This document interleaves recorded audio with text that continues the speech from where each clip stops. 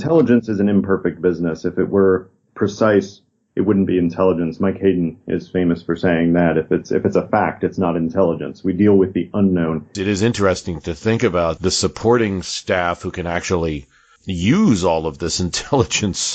Because Dick Cheney was an avid reader of intelligence. For his briefing book, they would include not only everything the president was getting, but they would have a section that they called Behind the Tab, absolutely full of more intelligence assessments, more raw reporting, all of the things that the vice president could possibly be interested in. I would love to hear you talk about one of your briefing recipients, Mueller, because obviously his name has come back.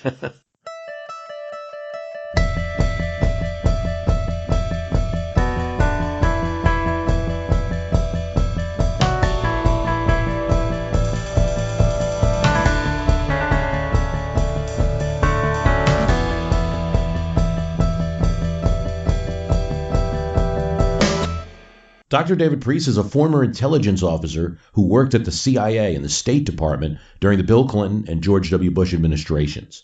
He's the author of The President's Book of Secrets, The Untold Story of Intelligence Briefings to America's Presidents, for which he interviewed more than 100 national security A-listers from the past 5 decades, including 4 presidents, 5 vice presidents.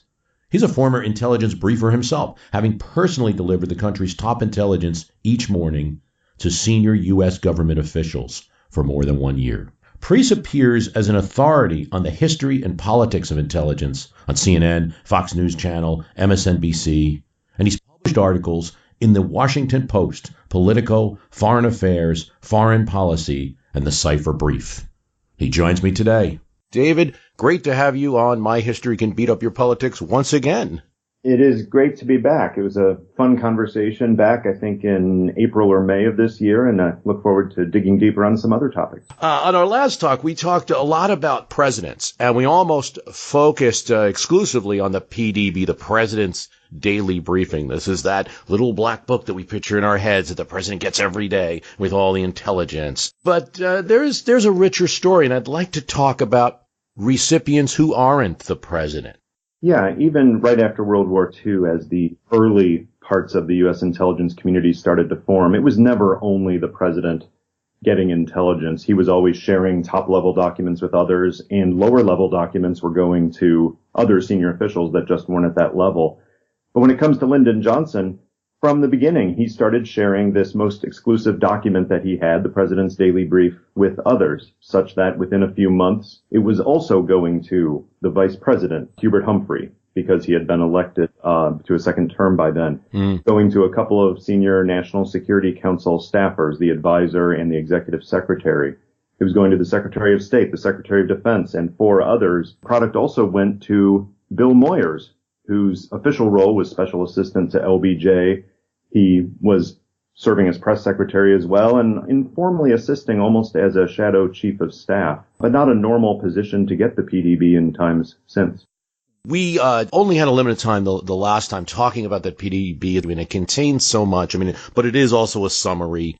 It's all the intelligence product of the CIA that they believe is important, edited that day for the president, sometimes with a lot of last-minute adjustments. We talked about all those stories. Right. And you think about it and you say, if it's with the president alone, how much can a president really read? How much can a president really benefit from it? You hit on something here that it's called the President's Daily Brief, but even that top-level intelligence document has never gone to the president alone. Well, we talked about the people getting it for Lyndon Johnson, but with his successor, Richard Nixon, it changed. Nixon restricted the dissemination of it dramatically. At the beginning of his term, there were only 4 other people receiving it.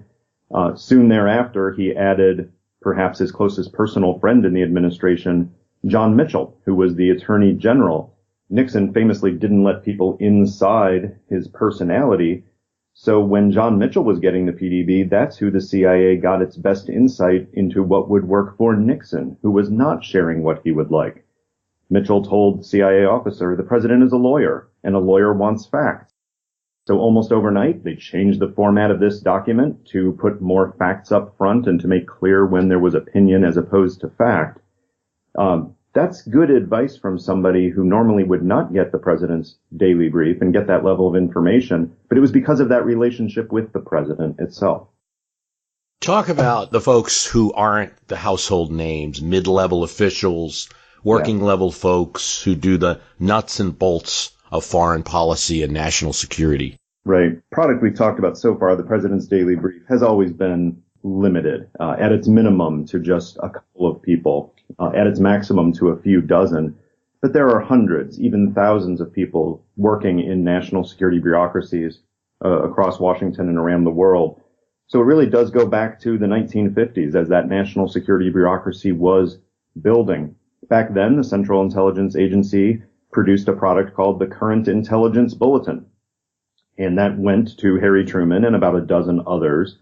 But under Eisenhower, who did not focus so much on top-level intelligence coming from CIA, expanding the dissemination of this Current Intelligence Bulletin. There were about 30-some in 1954, expanding to 48 in 1957. It was going to close to 100 people by late 1958. That's a wide dissemination for a product that was seen as the top-level product of the time. What's happened since is, as the president gets his own document, and a few others get to read it, there are a range of other products that are going to everybody from the assistant secretary level in the various national security departments down the line. The main difference there is classification and the sensitivity of the materials within it. I'll give you one example from the Nixon administration. Product evolved from this Current Intelligence Bulletin. They called it the Central Intelligence Bulletin, but it was produced at 3 different levels. One of them they called the Black Book, and it had top secret information, the highest classification level. It had satellite imagery, but it was only given to about 3 dozen people. Beneath that was the Red Book. The Red Book was also top secret, but it was not allowed to include satellite imagery.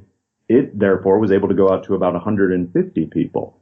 Following that was the White Book, and that was only at the secret level, so it excluded all sensitive sources. It went out to about 1,000 different people in the national security bureaucracies. We think about Washington and some of these higher level officials, perhaps, and those of us watch TV and movies, of course, think about it as very tight-lipped professional people, but it's a little bit of a danger. We have had certainly spy cases. And that's why the top-level documents have been kept to a smaller group. But even the level below that, Bruce, there's great care taken to make sure that these products are not spread out beyond what their natural readership should be. One step in the wrong direction for this was in the 1970s. The new CIA director, Bill Colby, came into office. He was an old newspaper man, and he thought, you know what? We can get customers to focus on our product more if we produce it as a fold-out newspaper, just like the other stuff they're reading. And that was good in one way. It went to fewer than 50 people originally. It got more attention. The problem was there was a rumor that went around that some serious top-secret information was leaked. And when they traced it back, they figured it was somebody who just couldn't remember what he read in a regular newspaper versus this top secret newspaper. So they quickly walked that back and started producing it as a regular 8.5 by 11 document again. We talk so much here about Ronald Reagan. I've done a series on Ronald Reagan, which has been delayed, but we do plan to finish it for the end of the year. That's why I think it would be great to consider Reagan in this context. You, in your book, and by the way, that is the President's Book of Secrets. Go out and get it if you hadn't the last time. Reagan, it seems, under his administration, expanded the amount of intelligence and the distribution of it, not always with a good outcome. Yeah, the Reagan era is fascinating for all the areas you've explored, but also for intelligence, because that top-level document, the PDB, didn't just go to Reagan. And it didn't just go to the vice president and the secretary of state and others as it typically had. During the Reagan administration, the PDB started floating around the White House a little bit in a way that didn't make a lot of people very comfortable. In fact, the first national security advisor for Ronald Reagan, Dick Allen, he told me that there were copies for the president, the vice president, for himself, for Director Casey at CIA, etc. And then he said, and then there was one for the Washington Post as far as I was concerned, because it wouldn't take it that long to leak. The The fact that the PDB floated around the White House and National Security Council staffers at a low level were seeing it led to a situation where even one White House official was found making copies of the president's daily brief and keeping it in his garage at home. One of the national security advisors told me that that was quickly corrected and did not happen again. But it led to this very different view of intelligence that, as we mentioned last time, upset George Bush quite a bit. He told me it upset him a lot, and that's why he put much more stringent controls on this book with all of the recipients of it when he was president. That's a great point to make, by the way. I know that you talked with George H.W. Bush as part of this book. Perhaps the son as well, or no, didn't get a chance for that, or? Yeah, I got input from all of the living ex-presidents at the time. Jimmy Carter, George H.W. Bush, and George W. Bush and Bill Clinton all shared stories with me. But just as exciting as those were the stories from all the other recipients of the book, the people that we're talking about on this podcast, the vice presidents. Dan Quayle, he actually saw the president's daily brief before George H.W. Bush as president did, because he got his briefing a little bit earlier. And that way, Quayle could pop into the Oval Office and join the president's session without having to interrupt and ask questions. He would have already gotten those questions answered from his briefer. So getting some of those stories helped a lot. It also showed me the evolution of the product for these other customers. For Vice President Gore, for example, one of the most active recipients of intelligence in U.S. government history, he was such an avid reader of the intelligence product that he didn't just get the president's book. The CIA created a whole second President's Book of Secrets, and they just called it the Vice President's Supplement. And every day they produced a book of analysis based on the vice president's interests and needs. And he ate it up.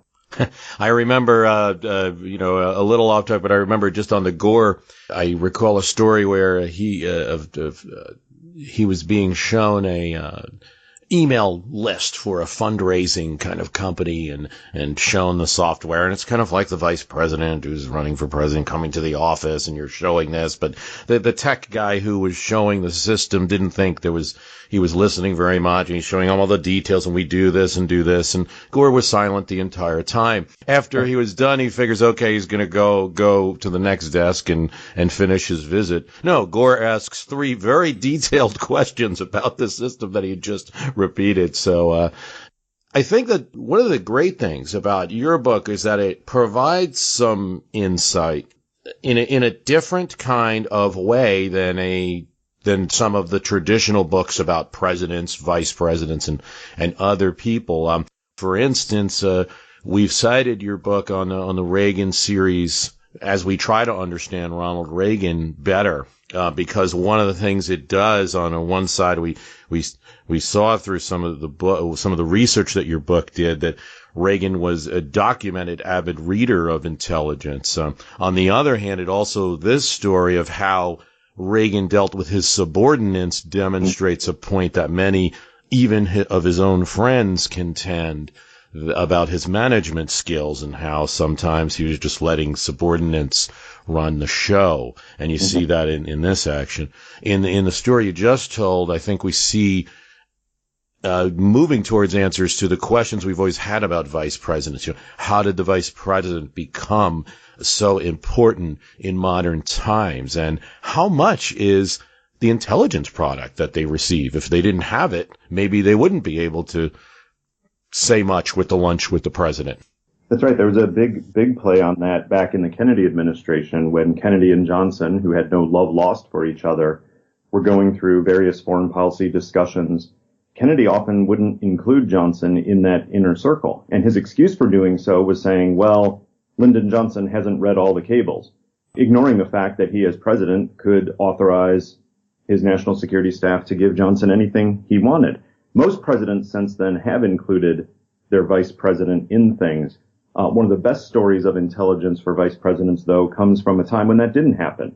When Richard Nixon nominated Gerald Ford for vice president and he assumed the duties of the vice presidency, at that time, the top-level document, the President's Daily Brief, had its most limited dissemination in history. It was only going to Richard Nixon and to Henry Kissinger. So during a tour of the CIA that Ford was brought out for, the director happened to walk him through the Office of Current Intelligence. That was the name of the bureaucratic group that produced the PDB and other high-level documents. And as they're walking through, there just happens to be a copy of the president's daily brief on one of the tables. And Ford sees it and, of course, says, well, what's that? The director replies, well, that's the president's daily brief. That's the document that goes every day to the president and the national security advisor. Do you want to see it? Ford, of course, goes, yeah, sure. The director immediately offers not only, okay, we'll let you start reading it, but we also will send this man here, a briefer, with you every day. And he can come to your house. He can talk through the document. Whatever you need from him, he'll be your personal briefer. Ford ate it up at his house in Alexandria, because this is before the Naval Observatory was available for the vice president. At his house in Alexandria, the CIA briefer would talk through this document with him, and Ford carried that pattern into the Oval Office with him. He was the first president to take a daily in-person briefing directly from a CIA officer. So you see how that influence on the vice president actually carried forward to when Ford was the senior decision maker. In Reagan's administration, that's when the CIA started sending out personal briefers to the whole range of high-level customers, so that the Secretary of State, George Shultz, the Secretary of Defense, Caspar Weinberger, and others who received this top-level document, it was delivered to them by a CIA officer who would stay and talk through the items and answer questions. It didn't really happen much before then, with the exception of Ford. You yourself were a briefer, and while we didn't get into it as much last time because you haven't briefed presidents per se, but you've briefed many others. Perhaps you could talk a bit about that. I did that job during the George W. Bush administration. My daily customers were the Attorney General, John Ashcroft, and the FBI Director, Bob Mueller. I also had the opportunity to substitute for the briefer who went to the White House, and I would brief Dr. Rice, the National Security Advisor, and her deputy. In each of those cases, there's a dual function going on. They are senior customers in their own right, and the intelligence has to be brought to them and made relevant to what they need for their decision making. But all of them also have a boss, and that's the President of the United States. So part of that briefing is also making sure that they have what they need when immediately after your briefing, they're going to go and meet with the president and talk about this very intelligence issue and what they need to do about it. You have to help prep them for that to make sure that they have all of the information and insight that will help them with these tough national security decisions. I mean, would the question come that way sometimes? What does the president need to know? You know, it's funny that there would often be an unsaid understanding, at least with my customers. Every day after I briefed the Attorney General and Director Mueller, back then, every single day, they ran downstairs, got in the car, went down Pennsylvania Avenue to meet with the president, because there were daily meetings of the Homeland Security team at that point. It was often unstated that if there's something that would help them with the president, it was part of my duty to make sure that I understood what the president was being briefed that day so that they could coordinate that and not be surprised when they went in. Nobody behaves well under surprise. And I think whatever people think about George W. Bush as president, I also believe that he was somebody who could be very intimidating to subordinates if they didn't have their facts straight, and he might ask the one question that would throw them off. We never know what goes on in the Oval Office, but that's my sense. Well, you got that right. And going back into the history and digging in, as you've done with the Ronald Reagan series, it shows that sometimes those pop culture impressions of presidents and their advisors just don't hold water. The biggest one here, of course, is with George W. Bush, not seen as much of a reader, not seen as much of a thinker. Well, in those daily intelligence sessions, I could tell you his briefers felt like they were getting examined every day, that this was a grilling situation where he was drilling down on intelligence, asking the second, third order implications, pressing his advisors on what they thought. It was a very intense time. And that doesn't necessarily match the general public impression of how he conducted business. Part of that characterization also involved that Cheney's running the show and that sort of thing. But there were adjustments made for Dick Cheney, and I'm sure he was, like other vice presidents and perhaps even more, a recipient of this intelligence. Yeah, Dick Cheney, honestly, in the research for this book, two of the best stories I came along were both Dick Cheney stories from decades apart. One of them has to do with his time as vice president. I mentioned that Al Gore had received a second book just for him. That was discontinued for Dick Cheney, which was a bit surprising because Dick Cheney was an avid reader of intelligence himself, had been on the Intelligence Committee, had been a Secretary of Defense and a White House Chief of Staff. But what they did instead is for his briefing book, they would include not only everything the president was getting, but they would have a section that they called Behind the Tab. And it would be a tab in a 3-ring binder, absolutely full of more intelligence assessments, more raw reporting, all of the things that the vice president could possibly be interested in. And sometimes it would take the briefing to be a really thick set of papers that took a long time to get through. But as he told me when I asked him about it, he said, I was the vice president now, which meant I had a lot of time on my hands, and the president wanted me to be the point person on the intelligence, and then we could talk about what to do about it. So he was very involved with the intelligence and the national security decision making, but there was no doubt the president, in his words, was the deciderer on these things. The other Cheney story does go back to when he was SecDef, back when he was receiving the PDB on a daily basis, and he also had briefer come to him as usual. But one day his regular briefer wasn't able to make it, and so they sent a substitute briefer to Cheney's townhouse in McLean, Virginia. And probably because of the stress of briefing the Secretary of Defense, thinking about what you're going to say, how you're going to say it, the briefer is looking down at his book, runs up the steps to the townhouse, rings the bell, and instead of the vice president or his wife opening the door, he sees a woman in lingerie. And his mouth goes agape because that's not what he expects. The woman looks out, sees a man in a suit holding a locked bag with something in it, and clearly knows what's going on. And she just points next door and says, I think you're looking for over there, which displays the question. If this happened often enough that she was prepared for it, why did she continue to answer the door that way? You know, as much intelligence as we have in this nation, though, there's some questions we'll never have an answer to. That's right. And now all your listeners have a Dick Cheney and lingerie story. They can picture that however they want. My friends and I joke about because Dick Cheney was famous for the meeting before the meeting. And, if there's a group of us meeting for some reason, we'll have, let's go to a diner and have a Dick Cheney meeting, the meeting before the meeting where we decide what all three of us will say. And then, and that having the tab behind the tab kind of intelligence, it does sort of lead me to think that way. How'd you feel being a briefer? Did you enjoy the job? Stressful job? Was there moments where you're like, this is the greatest thing I've ever done? Yeah, it's hard not to see that job as one of the best jobs possible, because you are, in a sense, representing the many people who work on intelligence and national security issues, getting that material to the people who need to know it. You're at least hoping to reduce their uncertainty as they make these major decisions. So there is some pressure on it, but frankly, it's also a joy to do it because you see the quality information and insight that is developed on these very difficult issues. Some of the countries around the world where it's hard to get insights on leadership decisions or capabilities. And you see the amazing work that's done by the intelligence community to help inform our decision makers. The thing for me going in every morning, and that's the downside of the job, is it does start in the middle of the night because you have to prep for hours before seeing the customers to start their day. But I remember many mornings going in, opening up the book showing the draft articles that were written that were going to the president and the others designated to receive them. And there would be days when I would open it up and I would read something that we'd collected overseas or something that we'd analyzed.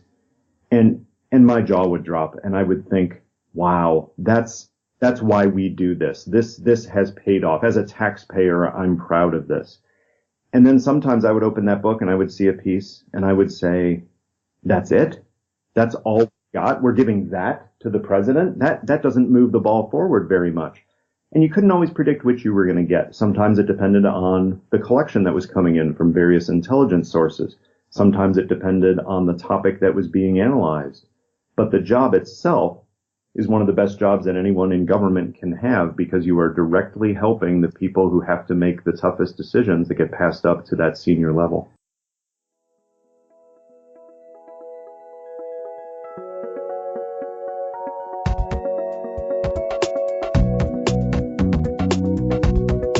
Just a reminder to go to the website, www.myhistorycanbeatupyourpolitics.com. Subscribe to us on Stitcher or Apple Podcast if you are not already subscribed.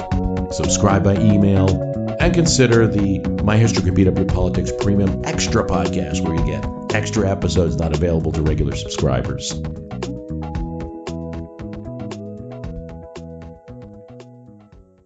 With the current president's personality, expressive behavior, tweeting, unorthodox approach, these are probably some of the nicer terms that we'll hear in podcasting today about him. A lot of attention has shifted to this subject, and particularly to the intelligence and to the decision-making of the people advising him, because so many that are kind of concerned are like, well, I hope those guys around him are doing a good job. How do you think the intelligence product shapes the job that those people have to do? Well, we've got some insight on this from public comments that CIA Director Mike Pompeo and the Director of National Intelligence, Dan Coates, have made. They describe Trump's briefing as a very interactive event where the president is engaged. He's asking questions. They're on the edge of their seat trying to respond. They say Trump likes to pore over the visuals, the maps, the charts, the pictures and videos, and what Mike Pompeo called the killer graphics. Well, he's a little like Reagan. Yeah, it seems like he's more engaged than many would think.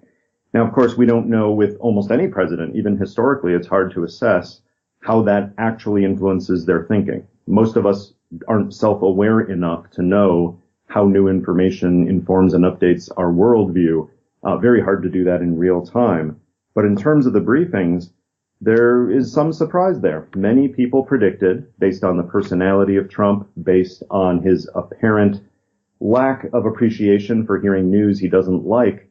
Well, that is the job of an intelligence briefing, and many people thought that these briefings wouldn't last. Well, he's confounded his critics there, because by all accounts, he's still receiving regular intelligence briefings, and so are all the people beneath him in the senior levels of the U.S. government. The Secretary of Defense, the Secretary of State, the National Security Advisor, they're all getting their intelligence briefings too. Just like in every administration, how that intelligence plays out in their discussions depends on the personality of the president, the power relationships among those people, and frankly, how much authority they feel that they have delegated to them to take action on those issues. We don't have full insight on that yet, but we do know that intelligence is being delivered and appears to be taken seriously at the highest levels of this administration.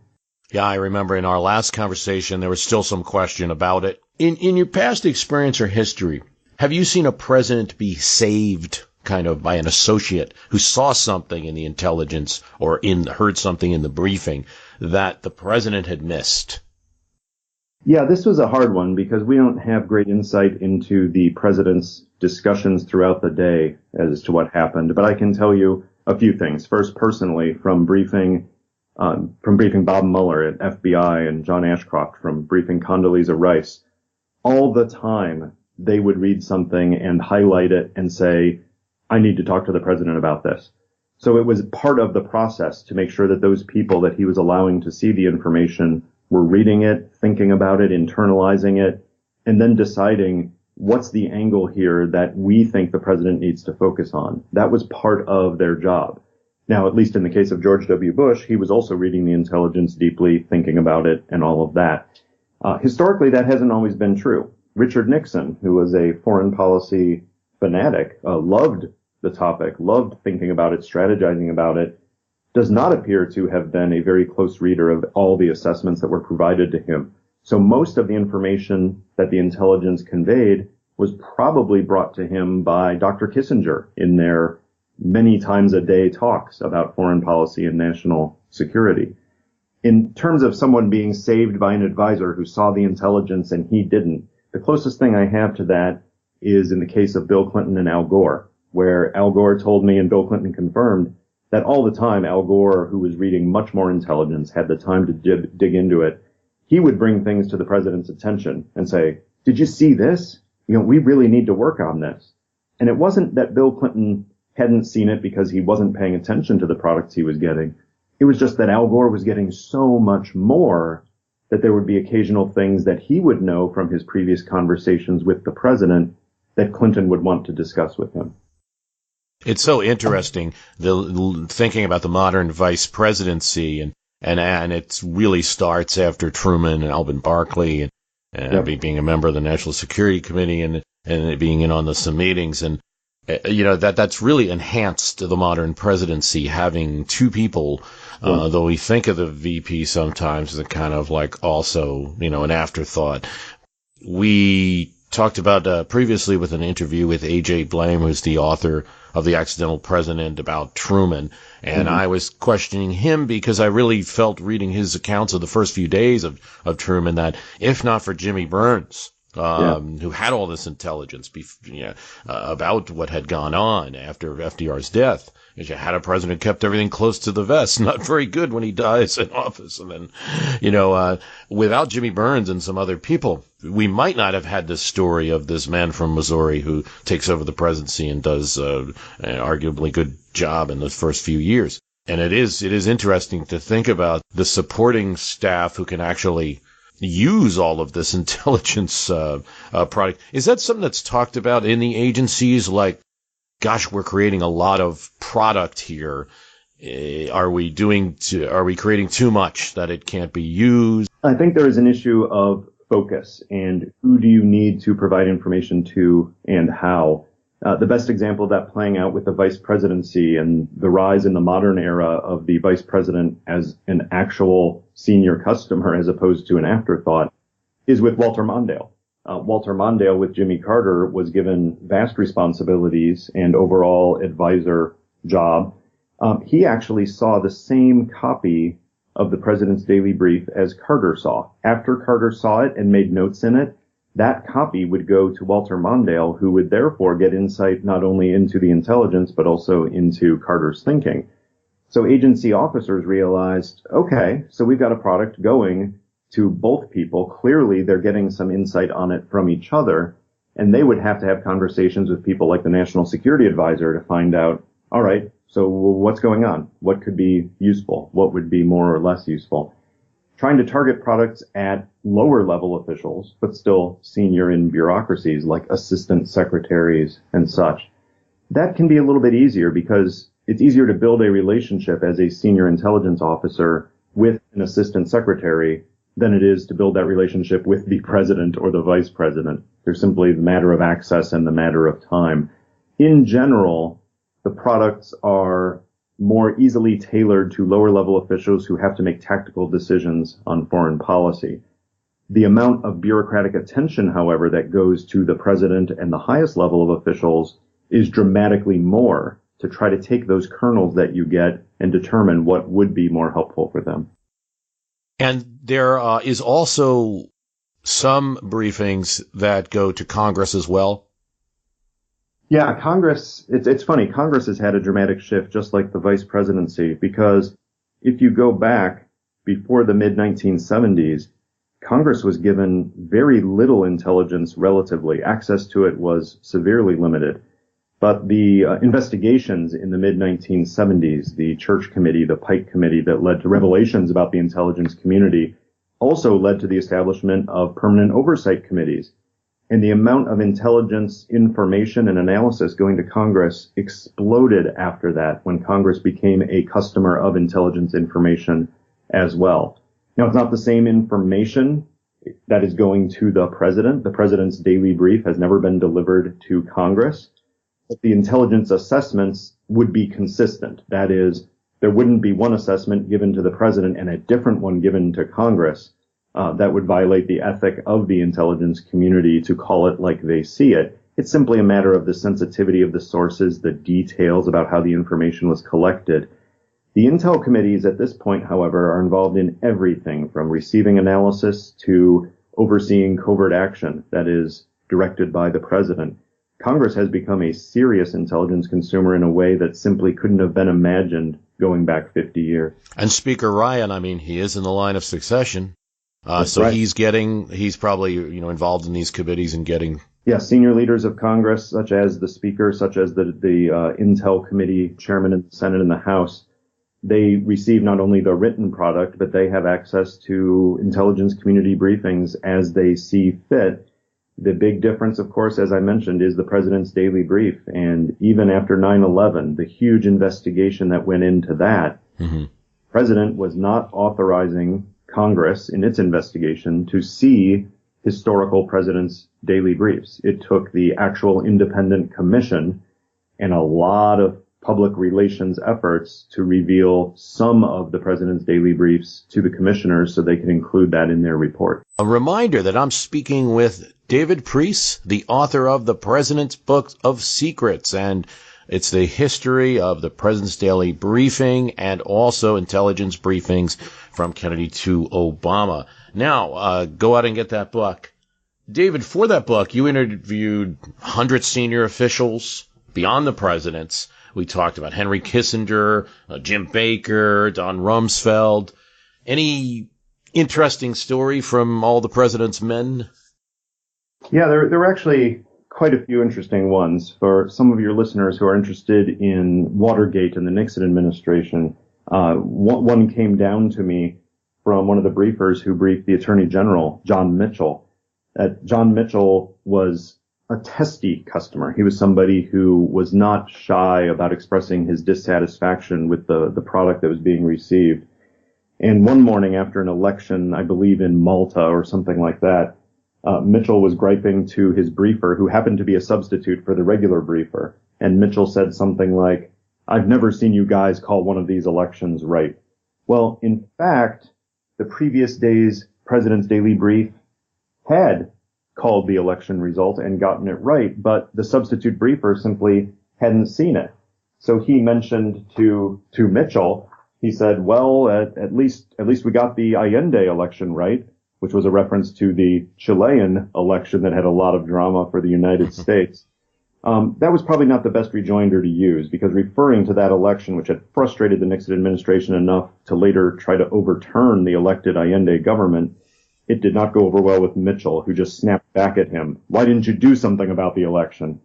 So that kind of relationship can go that way. Some of the briefers from the Reagan administration told me that Al Haig, as Secretary of State, was a very combative customer, pushing back on the assessments all the time, not wanting to believe the information that was being delivered. Somebody else in that administration who was a customer with a lot of stories is George Shultz. George Shultz, as Secretary of State, very avid reader, very quick to criticize the CIA when he thought it wasn't doing its job, but somebody who really engaged the material. In fact, Bob Gates has said that short of George H.W. Bush himself, George Shultz was the best customer among all the senior customers that he ever worked with across his decades in intelligence.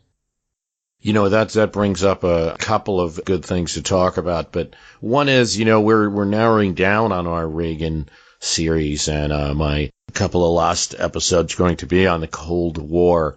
Any thoughts on that, and how intelligence might have helped with the Cold War, and specifically, right. One of the challenges I think that Reagan had was dealing with some conservatives and others, even some Democrats like Sam Nunn and some others like hawkish Democrats who didn't necessarily trust Gorbachev, right, and were worried. And maybe I'm thinking there were a variety of ways that Reagan kind of established that he did trust him and could work with them. Well, as Margaret Thatcher's endorsement helped. Reagan was a one-on-one guy, and that certainly helped. Dealing with some of the Russian culture and learning more about it helped a bit. Do you think intelligence there played any role in helping Reagan? Absolutely. Even Congress did an investigation after the end of the Cold War looking at this. I believe it was the House Intel Committee who looked at this, directing a team specifically on the issue of economists, because there was a lot of discussion afterwards about why didn't the CIA, why didn't the intelligence community warn us enough about how bad the Soviet economy was deteriorating, which led to some of these problems, which then led to the surprise of Gorbachev and all of this. And in fact, they found that the relevant analysis was accurate, illuminating, and timely. They thought, in fact, that it did point attention to the deep and structural problems in the Soviet economy. But I can also understand how policymakers would not feel well served by that, because I read an assessment pointing to some structural defects in the entire Soviet economy. Well, that doesn't necessarily give me that point to say next week there's going to be a political crisis. Right. And I think that's part of the difference between intelligence and decision making. For decision making, you want to know what's happening right now. You want predictions of what's going to happen, in some cases before the people doing those actions even know they're going to do it. Where intelligence, you're just trying to reduce the uncertainty and point out the trends and point out the opportunities that are out there. With the end of the Cold War, it sure seems like, in all the declassified documents that have come out, that the CIA was trying to answer those crucial intelligence questions about how Soviet leaders would deal with the country's economic challenges and the socioeconomic changes in the country, when what changes in the political system could result. The themes were right, but whether the exact language was precise enough for the customers, well, George Shultz to this day says he wished he had more specific intelligence at the end of the Cold War. Mm-hmm. Very difficult to predict that. The Soviet system had numerous problems, but that it would be done by 91, and then the way that it would be done, not by a real big revolt, but really by Russian nationalism and nationalism in the republics, was probably surprising even for the Soviets, probably difficult, but yes. Yeah. And the best stories from this time is also from George Shultz, which is that there's a real difference of opinion about what was going on in the Soviet Union among analysts at CIA, not just among policymakers. But George Shultz told me that he remembered once he received a personality sketch from CIA analysts about Gorbachev, and he didn't agree with it. And they said, well, we've interviewed a lot of people about it, so we feel confident in it. And he said, well, I have logged more time with Gorbachev than any other American, and you didn't interview me. If you would have, I would have told you this fact and this fact and this fact that would have informed your analysis better. So that actually points to the fact that some customers have intelligence of their own. They're getting information that may disagree with what somebody sitting at a desk at CIA headquarters thinks, and they're not shy about saying so. Yeah, but they're late. Could have used it before when I was making the products. Right on. Right. But you don't get to say those things and keep your job. No, there's a bluntness that comes in these relationships. I was blessed with people who I could speak to very bluntly, give them messages that I know they didn't want to hear based on the intelligence assessments, and they would respect that. They understood that it was there to help them understand the situation. But that doesn't make it emotionally easy. If you hear news from an intelligence assessment that tells you effectively that some policy you've been trying to do isn't working, it's hard not to get aggressive about that because of all the energy you've put into that. It's a human business. It's a human business. It's also, there's a little bit of, gosh, if this person's wrong, I have to make sure this person's right a little more than I normally would. There's all of that. This goes on in business, in politics, and in a lot of areas. You brought up something earlier that I wanted to go back to because I think it's probably a quick point, and for you, and something that's just in your blood, but for our listeners, very important thing to note, and that is the consistency of assessment. You could see, the more that I hadn't really thought about that a lot before I talked to you, but you could see in some countries that don't have a good reputation, banana republics, third world countries and things, where an intelligence agency could very easily game a system by giving this assessment here to the legislature, and this assessment here to this person in the executive branch, and this to the president, and this to the... So it is a very important thing that in America, the national security agencies and intelligence agencies have that goal of consistency of assessment. I mean, how strong can you say, how confident can we be in that? Right. And do you ever hear of example if it's happened where it's where the opposite has happened? Or intelligence is an imperfect business. If it were precise, it wouldn't be intelligence. Mike Hayden is famous for saying that if it's a fact, it's not intelligence. We deal with the unknown. Therefore, there are going to be errors. There's going to be times where the best analysts put their heads together and say, you know what? We really think that Saddam Hussein in Iraq has a lot of WMD, and here are the reasons why. but sometimes they're wrong.